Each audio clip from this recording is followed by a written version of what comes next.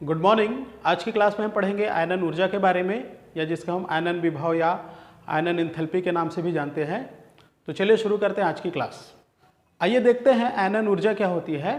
तो आयनन ऊर्जा, जिसको हम आयनन पोटेंशियल या आयनन एंथैल्पी भी कहते हैं, तो किसी विलगित गैसीय परमाणु के अंतिम कोश से इलेक्ट्रॉन निकालने के लिए आवश्यक ऊर्जा आयनन ऊर्जा कहलाती है। ठीक है, मान लीजिए कोई परमाणु है और उसके जो विभिन्न कोश हैं, तो विभिन्न कोशों में से जो अंतिम कोश होगा वहां से इलेक्ट्रॉन निकालने के लिए हमको जितनी ऊर्जा चाहिए, उसी ऊर्जा को हम बोलते हैं आयनन ऊर्जा या आयनन एंथैल्पी या आयनन विभव। ठीक, यदि इसको हम एक समीकरण के रूप में देखें तो कैसा होगा। मान लीजिए कोई परमाणु है और उसको हम देते हैं ऊर्जा देंगे तो क्या होगा, वहां से इलेक्ट्रॉन निकल आएगा और जो परमाणु है किस में बदल जाएगा, धन आयन में। ठीक है, चूंकि इलेक्ट्रॉन बाहर जाएगा तो परमाणु किस में बदलेगा, धन आयन में बदलेगा। तो इसके अनुसार कोई भी जो परमाणु है उसमें एक इलेक्ट्रॉन निकालकर उसको धन आयन में बदलने के लिए जितनी ऊर्जा की आवश्यकता होगी वो कहलाएगी आयनन ऊर्जा या आयनन विभव। अब इसको हम डायग्राम से भी समझते हैं।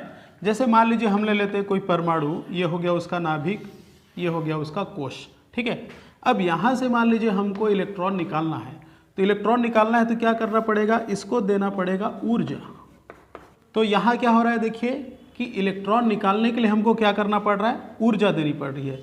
और ये जो ऊर्जा की जो मात्रा होगी वही कहलाएगा आपका आयनन ऊर्जा। ठीक है, अब मान लीजिए कि यहाँ से हमने मान लो एक इलेक्ट्रॉन निकाला।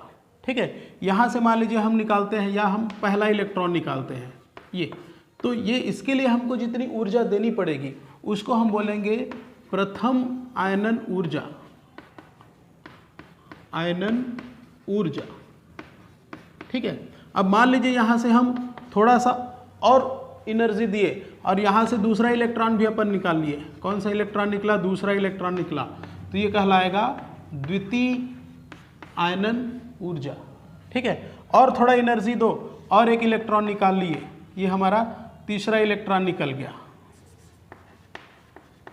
ये तीसरा इलेक्ट्रॉन निकल गया, तो ये क्या कहलाएगा, तृतीय आयनन ऊर्जा। इस तरह से। ठीक है, मतलब हम जितना ज़्यादा एनर्जी देते जाएंगे उतनी मात्रा में इलेक्ट्रॉन वहाँ से निकाल सकते हैं। ठीक है, या हम ये कह सकते हैं कि जितना इलेक्ट्रॉन हम निकालेंगे उतने ही ज़्यादा हमको ऊर्जा देनी पड़ेगी। ठीक, अब यहाँ पे यदि हम इन तीनों का क्रम देखें, जो प्रथम, द्वितीय और तृतीय है, इसमें से मान लीजिए जैसे फर्स्ट है, इसको बोलते हैं ionization energy, second ionization energy, और जो थर्ड आयोनाइजेशन एनर्जी होगी। ठीक है, इनका यदि हम क्रम देखें तो पहले इलेक्ट्रॉन निकालने में हमको कम ऊर्जा चाहिए, मतलब इसका मान क्या होगा, कम होगा। लेकिन जो दूसरा इलेक्ट्रॉन है वो कहाँ होगा, वो तो भीतरी कोश में होगा। भीतरी कोश में होगा मतलब ये दूसरा इलेक्ट्रॉन को निकालने के लिए ज़्यादा ऊर्जा देनी पड़ेगी, मतलब इसका मान ज़्यादा होगा। और तीसरा इलेक्ट्रॉन कहाँ होगा, वो और ज़्यादा भीतर होगा। ठीक है, उसको निकालने के लिए और ज़्यादा ऊर्जा देनी पड़ेगी, मतलब आयनन ऊर्जा का जो क्रम है इस तरीके का होता है। ठीक है, कोई भी परमाणु है उसका प्रथम आयनन विभव कम होगा, द्वितीय उससे अधिक होगा, और तृतीय जो है वो सबसे अधिक हो जाएगा। ठीक है, तो ये होता है आयनन ऊर्जा या आयनन विभव। चलिए आगे देख लेते हैं आवर्तिता, मतलब आयनन जो ऊर्जा होती है वो आवर्त में और समूह में कैसे बढ़ता है, कैसे घटता है। ठीक है, तो इससे पहले सबसे पहले आप एक की पॉइंट देख लीजिए। की पॉइंट क्या है हमारा, कि आयनन ऊर्जा जो है वो समानुपाती होता है नाभिकीय आकर्षण के। ठीक है, ये हमारा की पॉइंट है, इसको आप ध्यान रखिए। इसके आधार पर आवर्तिता और प्रभावित करने वाले जो कारक हैं सब इसी बेस पे बनेंगे। ठीक, तो हमारा की पॉइंट क्या है, आयनन ऊर्जा समानुपाती होगी नाभिकीय आकर्षण के, मतलब यदि नाभिकीय आकर्षण अधिक है तो आयनन ऊर्जा भी अधिक होगी, और यदि नाभिकीय आकर्षण कम है तो आयनन ऊर्जा भी क्या होगा, कम होगा। ठीक, चलिए आगे हम देखते हैं आवर्तिता। आवर्तिता तो सबसे पहले हम देखते हैं आवर्त में। ठीक है, आवर्त जैसे मान लीजिए एक आवर्त है, तो इसमें हम क्या करते हैं, जैसे हम लेफ्ट से राइट जाते हैं। ठीक है, लेफ्ट से राइट जाते हैं तो क्या कहता है, आयनन ऊर्जा बढ़ता है ना। और अभी जब हम आवर्तिता पढ़े तो आवर्तिता में हमने क्या पढ़ा कि जब हम लेफ्ट से राइट जाते हैं तो नाभिकीय आकर्षण क्या होता है, नाभिकीय आकर्षण बढ़ता है, और नाभिकीय आकर्षण के समानुपाती होता है आयनन ऊर्जा। क्लियर, मतलब जैसे लेफ्ट से हम राइट जाएंगे तो नाभिकीय आकर्षण बढ़ेगा, और नाभिकीय आकर्षण बढ़ेगा मतलब आयनन ऊर्जा भी बढ़ेगा। ठीक है, उसी तरह सेकंड क्या कहता है, वर्ग में आयनन ऊर्जा घटता है। अब जैसे मान लीजिए ये वर्ग है हमारा, अब इसमें हम ऊपर से नीचे की ओर आ रहे हैं, टॉप से बॉटम की ओर आ रहे हैं, ठीक है। तो इसमें क्या होता है, अब नाभिकीय आकर्षण इसमें कैसे होगा, ठीक है। याद कीजिए अभी आवर्तिता पढ़े उसमें हमने पढ़ा है नाभिकीय आकर्षण कैसे होगा। जब हम ऊपर से नीचे आते हैं तो नाभिकीय आकर्षण क्या होता है, घटता जाता है। अब नाभिकीय आकर्षण घट रहा है तो आयनन ऊर्जा भी घटेगा, ठीक, क्यों, क्योंकि दोनों समानुपाती है, ठीक है। यदि आयनन बढ़ा तो नाभिकीय आकर्षण बढ़ेगा, या नाभिकीय आकर्षण घटा तो आयनन घट जाएगा, ठीक है। तो ये की पॉइंट याद रखें, उसके हिसाब से बन जाएगा, ठीक है। तो आइए आगे देखते हैं आयनन ऊर्जा को कौन कौन से कारक जो है वो प्रभावित करते हैं, ठीक है। तो इसमें सबसे पहला होता है परमाणु का आकार, फिर नाभिकीय आवेश, परिरक्षण प्रभाव, इलेक्ट्रॉन की वेधन क्षमता और इलेक्ट्रॉनिक विन्यास, ठीक। तो सबसे पहले हम देखते हैं परमाणु का आकार, ठीक है। अब मान लीजिए हम यहाँ पे दो परमाणु ले लेते हैं, ये एक परमाणु हो गया और एक और हम परमाणु लेते हैं,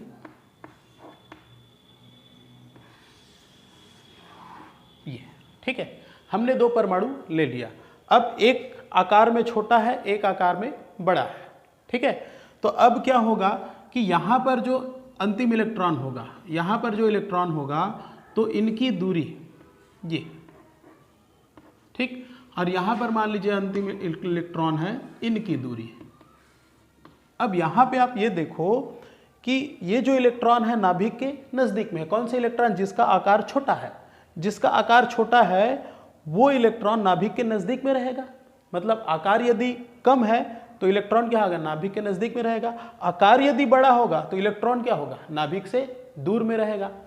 अब यहाँ पर मान लो ये नाभिक के नज़दीक है, मतलब यहाँ पे आकर्षण कैसा होगा, आकर्षण क्या होगा, ज़्यादा होगा।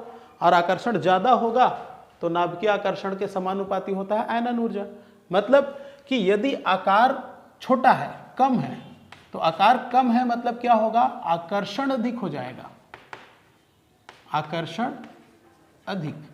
और आकर्षण यदि आपका अधिक है तो आयनन ऊर्जा उसके समानुपाती होता है। मतलब आकर्षण अधिक है तो आयनन भी क्या होगा, आयनन भी हो जाएगा यहाँ से अधिक, ठीक। कैसे अधिक होगा भाई, इनके बीच में आकर्षण ज़्यादा है, आकर्षण ज़्यादा है तो क्या होगा, यहाँ से यदि हम इलेक्ट्रॉन को निकालेंगे तो हमको ज़्यादा मात्रा में ताकत लगाना पड़ेगा, ज़्यादा ऊर्जा देना पड़ेगा। यहाँ पे क्या हो रहा है, ये आकार में बड़ा है, आकार में बड़ा है इस वजह से दूर में होगा, दूर में है मतलब यहाँ पे आकर्षण कम होगा, और कम आकर्षण है मतलब इसको निकालने के लिए हमको कम ताकत लगाना पड़ेगा, ठीक है। तो ये दूर आकार बड़ा है तो आकर्षण कम है, आकर्षण कम है इसलिए आसानी से वो इलेक्ट्रॉन निकल जाएगा और आयनन जो होगा वो कम हो जाएगा, ठीक है। उसी तरह से दूसरा देखिए, दूसरा क्या कहता है, नाभिकीय आवेश। नाभिकीय आवेश, अब ये तो हमारा की पॉइंट पड़ा हुआ है, इसको आप ध्यान रखिए। तो नाभिकीय आवेश यदि अधिक होगा तो क्या होगा, आयनन भी अधिक होगा, आयनन भी अधिक। क्यों भाई, क्योंकि हमने की पॉइंट लिख रखा है, नाभिकीय आवेश के समानुपाती होता है आयनन विभव, ठीक है। यहीं पर देख लो, मान लीजिए यहाँ पर आकर्षण अधिक है, यहाँ आकर्षण अधिक है, तो यहाँ आकर्षण अधिक है तो इसको निकालने के लिए ज़्यादा ताकत चाहिए। कोई एक परमाणु है जिसमें आकर्षण कम है तो वहाँ से इलेक्ट्रॉन को निकालने के लिए कम ताकत लगाना पड़ेगा, ठीक है। तो ये होता है। नेक्स्ट है परिरक्षण प्रभाव। अब परिरक्षण प्रभाव मान लीजिए अधिक है, उस कंडीशन में क्या होगा, ठीक। जैसे मान लीजिए हमने दो परमाणु ऐसा ले लिया, ठीक है। ये परमाणु, ये उसका नाभिक हो गया, उसका अंतिम कोश हो गया, और नाभिक और अंतिम कोश के बीच में मान लीजिए यहाँ पे एक कोश है, ठीक है। एक परमाणु है जिसमें नाभिक और अंतिम के बीच में मान लीजिए यहाँ पे दो कोश उपस्थित है, ठीक है, दो कोश उपस्थित है। मतलब अंतिम और नाभिक के बीच में एक ही कोश है, और एक कोश में कितने इलेक्ट्रॉन होंगे, आपके दो इलेक्ट्रॉन होंगे, ठीक है। उसी तरह यहाँ पे आप ले लो तो नाभिक और अंतिम के बीच में दो कोश है, तो पहले कोश में होता है आपका 2 इलेक्ट्रॉन, दूसरे कोश में होता है आपका 8 इलेक्ट्रॉन। ये तो नाभिक और अंतिम के बीच में यहाँ पे कितना है, 10 इलेक्ट्रॉन है। मतलब क्या होगा कि यहाँ पे नाभिक अंतिम के बीच में इलेक्ट्रॉनों की संख्या ज़्यादा है, मतलब वहाँ पे क्या होगा, परिरक्षण ज़्यादा हो जाएगा। यहाँ पे नाभिक और अंतिम के बीच में इलेक्ट्रॉनों की संख्या कम है, मतलब यहाँ पे परिरक्षण कम होगा। अब यहाँ पे परिरक्षण ज़्यादा है तो हमने आवर्तिता में पढ़ा है कि जब परिरक्षण ज़्यादा होता है तो आकर्षण क्या होता है, कम होता है, ठीक। तो परिरक्षण यदि अधिक होगा तो क्या होगा, आकर्षण जो है वो कम हो जाएगा, और आकर्षण कम होगा तो आयनन ऊर्जा जो होता है वो भी ऑलरेडी कम हो जाएगा, आयनन कम, ठीक। क्यों, नाभिकीय आकर्षण समानुपाती होता है आयनन ऊर्जा के, ठीक है, आकर्षण कम है तो कम ताकत लगाओ तो इलेक्ट्रॉन निकल आएगा, आकर्षण ज़्यादा रहेगा तो इलेक्ट्रॉन निकलने के लिए ज़्यादा ताकत लगाना है, ज़्यादा मेहनत करना है। ठीक है, नेक्स्ट कहता है इलेक्ट्रॉन की वेधन क्षमता। ठीक है, आइए इसको समझते हैं। जैसे मान लीजिए कोई परमाणु है,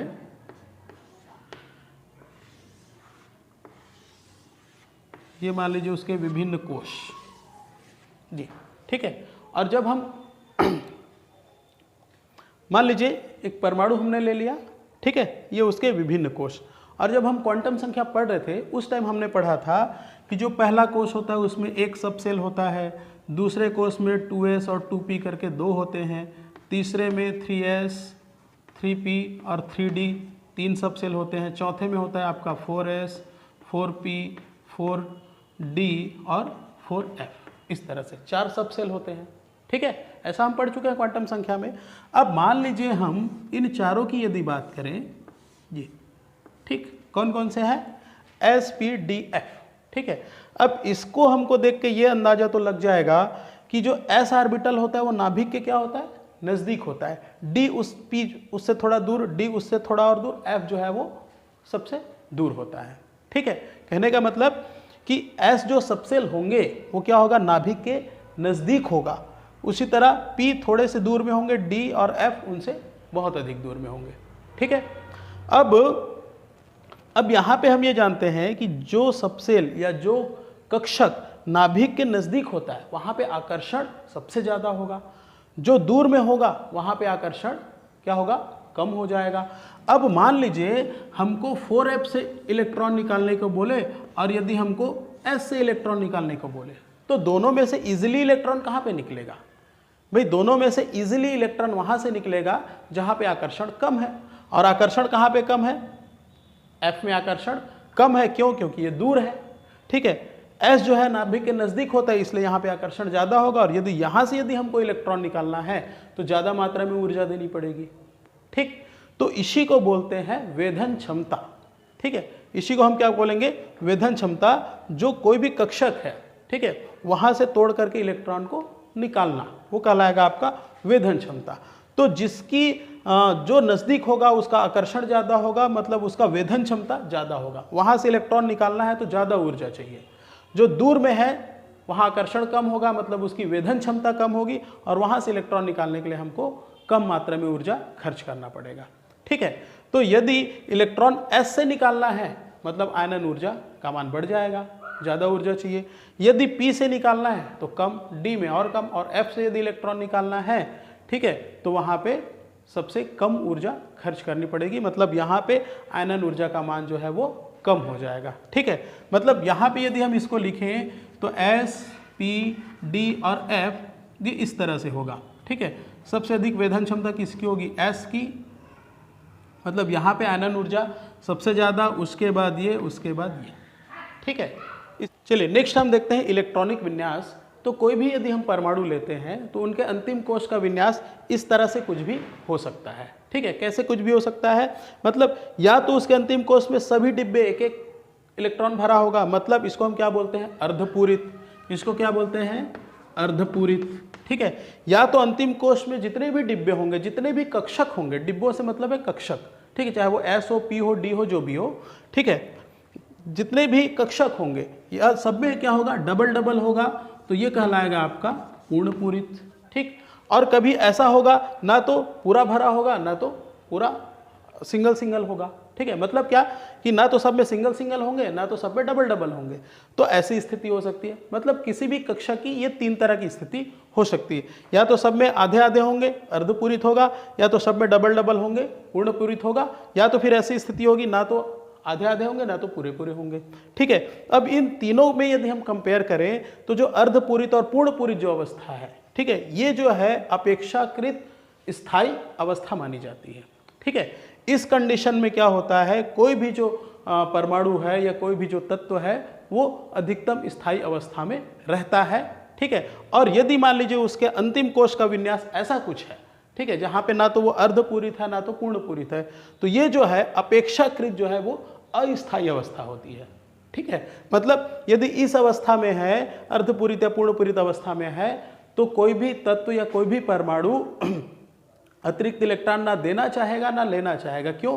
क्योंकि ऑलरेडी वो स्थायी अवस्था को प्राप्त कर चुका है। लेकिन यदि इस कंडीशन में है, ठीक है, ना तो वो अर्धपूरित है ना तो पूर्ण पूरित है, इस कंडीशन में क्या है, वो अस्थायी अवस्था में रहेगी। मतलब वहां पे इलेक्ट्रॉनों का जो लेन देन है या साझा है वो बहुत आसानी से हो जाएगा। ठीक, तो यदि इस स्थिति में है कोई भी परमाणु तो वहां पे आराम से हम इलेक्ट्रॉन को निकाल सकते हैं। क्यों? क्योंकि अस्थायी अवस्था होती है।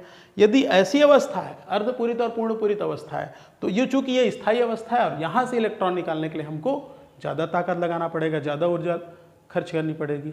ठीक है, तो ये वो कारक होते हैं जो किसी भी परमाणु के, किसी भी तत्व के आयनन ऊर्जा को प्रभावित करते हैं। इनमें कुछ अपवाद भी हैं, चलिए उनको भी हम थोड़ा सा देख लेते हैं। तो आइए देखते हैं कौन कौन से अपवाद हैं। ठीक है, और उससे पहले हम एक बार रिमाइंड कर लेते हैं आवर्तिता को थोड़ा सा। जैसे मान लीजिए एक आवर्त है, ठीक है, आवर्त है, और इस आवर्त में क्या होता है, जैसे हम लेफ्ट से राइट जाते हैं ये, तो जो आयनन ऊर्जा है वो क्या होता है, बढ़ता है। ठीक, ये हमने पढ़ा आवर्तिता में, किसी भी आवर्त में लेफ्ट से राइट जाते हैं तो आयनन ऊर्जा का मान क्या होता है, बढ़ता जाता है। ठीक है, अब इसमें आप देखो कि पहले क्या है, लिथियम, तो इसकी आयनन ऊर्जा कम होगी, फिर इसका थोड़ा ज़्यादा, फिर इसका ज़्यादा, फिर ऐसा करके बढ़ता जाएगा। ठीक है, क्लियर। अब यहाँ पे आप देखो कि एक साइड ये कहता है कि लेफ्ट से राइट जाने से बढ़ता है, उस हिसाब से बेरिलियम पहले आ रहा है, उसके बाद आ रहा है बोरान। ठीक, तो हम इधर जाते हैं तो बढ़ता है, मतलब बोरान का अधिक होना चाहिए। ठीक है ना भाई, बोरान का अधिक होना चाहिए, लेकिन अधिक किसका होता है, बेरिलियम का होता है। ऐसा क्यों? ठीक है, ये क्वेश्चन आता है कि जब हम लेफ्ट से राइट जाते हैं आवर्त में तो आयनन का मान बढ़ता जाता है और बेरिलियम पहले आता है, बोरान बाद में आता है, मतलब बोरान का अधिक होना चाहिए। ठीक है, लेकिन होता क्या, बेरिलियम का अधिक होता है आयनन और बोरान का कम होता है। उसी तरह से यहाँ पे आप देखो तो वहां पर भी देखो, नाइट्रोजन पहले आ रहा है, ऑक्सीजन बाद में आ रहा है। ठीक है, मतलब ऑक्सीजन का आयनन अधिक होना चाहिए, ऑक्सीजन का आयनन अधिक होना चाहिए, लेकिन नाइट्रोजन का जो आयनन है वो अधिक होता है। ऐसा क्यों? ठीक है, तो ये दो अपवाद है, ये परीक्षा में इस तरह से आते हैं कि आयनन नाइट्रोजन की आयनन ऊर्जा ऑक्सीजन से अधिक होती है क्यों, या बेरिलियम की आयनन ऊर्जा बोरान से अधिक होती है क्यों। ठीक है, तो उसका कारण क्या होता है उसको देखते हैं।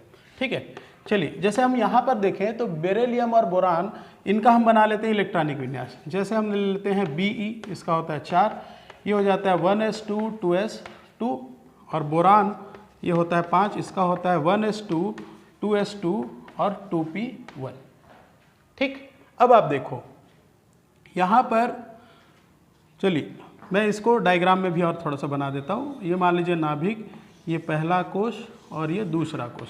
1s कहाँ होगा, यहाँ पे होगा, और 2s और 2p क्या होगा, यहाँ पे होगा। ठीक है, अब इसमें है 2 इलेक्ट्रॉन, इसमें भी 2 इलेक्ट्रॉन। ठीक, किसका, बेरिलियम का, और बोरान का कहाँ है, बोरान का 1 इलेक्ट्रॉन यहाँ पे है, यदि बोरान की हम संरचना बनाए तो। ठीक है, अब यहाँ पे हम देखते हैं कि इन दोनों की यदि हम तुलना करें तो दोनों में से S जो होता है वो क्या होगा, नाभिक के ज़्यादा नज़दीक होगा। ठीक है, S क्या होगा, नाभिक के ज़्यादा नज़दीक होगा, और P क्या होगा, नाभिक से थोड़ा सा दूर होगा। अब चूंकि ये ज़्यादा नज़दीक है मतलब इसकी वेधन क्षमता ज़्यादा होगी। अब इसकी वेधन क्षमता ज़्यादा है तो यहाँ पे इलेक्ट्रॉन को, इसकी वेधन क्षमता ज़्यादा मतलब यहाँ आकर्षण ज़्यादा है। क्यों? क्योंकि ये नाभिक के नज़दीक में है, नाभिक के नज़दीक में रहेगा। ठीक, अब यहाँ से इलेक्ट्रॉन निकालने के लिए हमको ज़्यादा ऊर्जा चाहिए।